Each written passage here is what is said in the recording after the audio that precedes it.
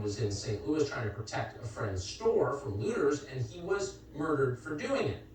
This country ought to remember Dorn. He represents the best of America.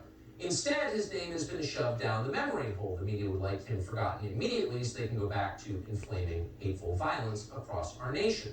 We should not let that happen.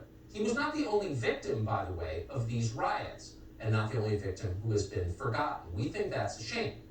On Twitter, former White House speechwriter Darren Beattie, and good for him, has been keeping track of the casualties of this rioting, and we want to read some of them to you because it's important to remember people who've been killed.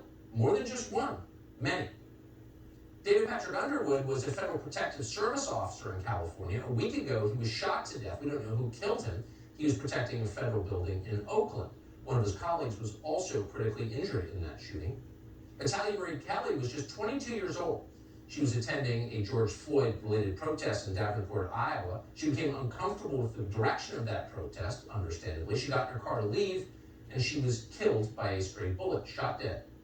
Jose Gutierrez was a bystander. He was watching as others looted the Chicago suburb of Cicero. For being there, he was shot in the head and killed by this man, Zion Haygood. That's what police say. Another victim in Cicero, Illinois was Victor Cesares Jr. He was 27. He was shot to death outside a grocery store. No one remembers his name. We should.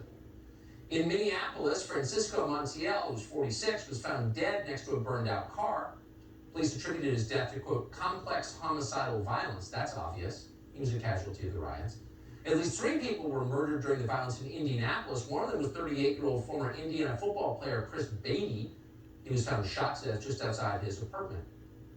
An unnamed Latino man in his 20s was also killed on Sunday in Los Angeles in an area that was completely demolished by rioters.